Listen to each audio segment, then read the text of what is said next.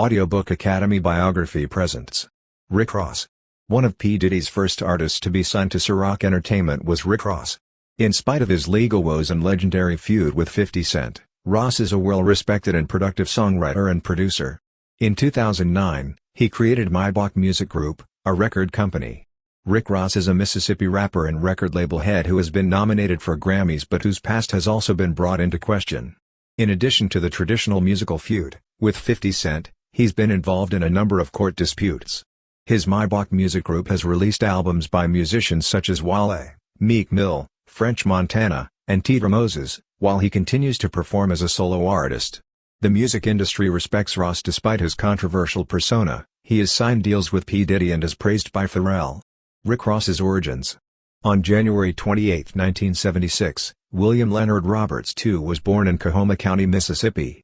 Tupac Shakur, Notorious B.I.G., Luther Campbell and Ice Cube were among the rappers who influenced Ross as he grew up in the poverty-stricken Carroll City neighborhood north of Miami.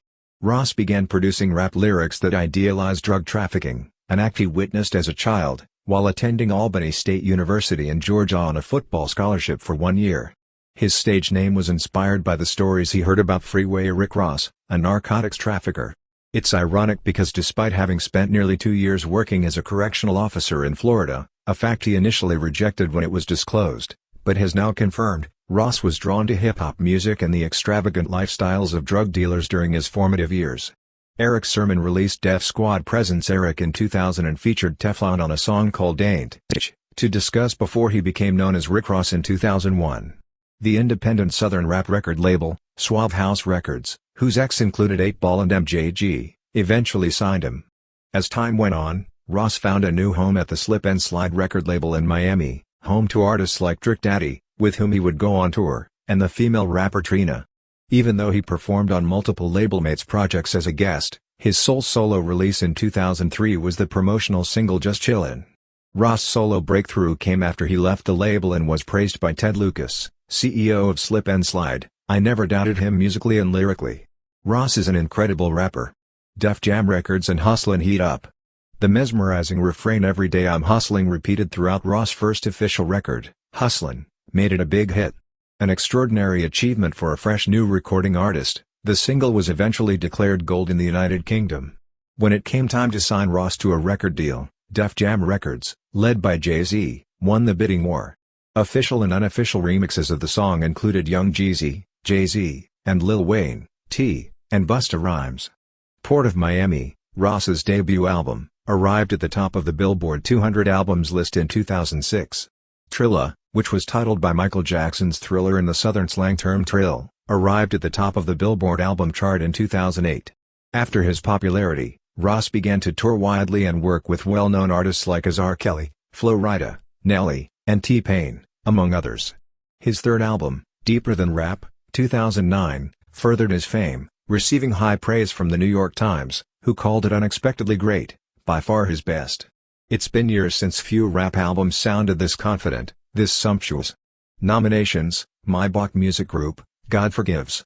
While Ross was launching Maybach Music Group in the following year, MMG, Meek Mill, Wale, and Omarion all released albums on the label, and it was a huge hit.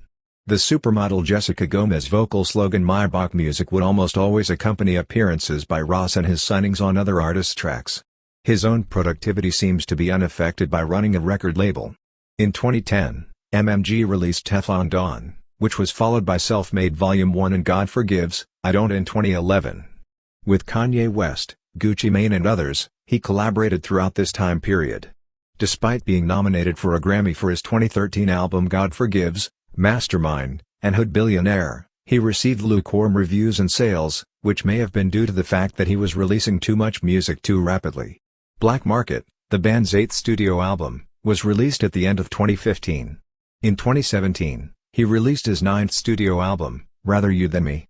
Ross' 10th studio album, Port of Miami 2, was released in August 2019 and debuted at number 2 on the Billboard 200 chart. 50 Cent's feud with a corrections officer has been revealed.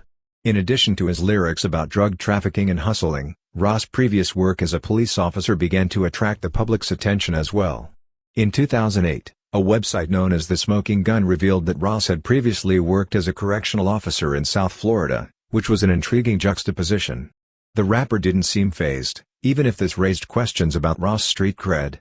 In the past, he's had to deal with charges relating to guns, drugs, kidnapping, and assault, just to name a few. Many months of the year were spent under house arrest for him. When Ricky Ross, the original Freeway singer, tried to sue Ross in 2010, the case was dismissed. There was a long-running conflict with 50 Cent, which started in 2008. 50 had taken to calling Ross Officer Ricky by the following year as the two rappers traded barbs over a series of recordings. It got worse when 50 released a sex tape with Rick Ross' child's mother, Lastonia Leviston. Leviston's final victory in court played a role in 50 Cent's insolvency. Scares about one's health and personal well-being. As a child, Ross is claimed to have been a fan of the 1980s television show Miami Vice, which he grew up watching in Miami. His huge, dark sunglasses and slow, raspy voice are two of the show's characteristics that are often credited to its influence. On the same day in 2011, Ross suffered numerous seizures on 2 consecutive planes, putting his health at risk. By the time the rapper was released from hospital in March 2018, TMZ reported that he had been placed on life support after being found comatose at his house. But his relatives contradicted this description of events, saying that Ross's condition was not as grave as previously thought. Hurricanes, a memoir, the Grammy-nominated rapper's 10th studio album, will be released in September 2019. Ross' background and career on both sides of the law were explored in the memoirs, as were the headline-grabbing events like the seizures that almost killed him in 2011 and the drive-by shooting attempt on his life in 2013. Thank you for listening in Audiobook Academy. Don't forget to subscribe and smash that like button for more content like this. See you in next video.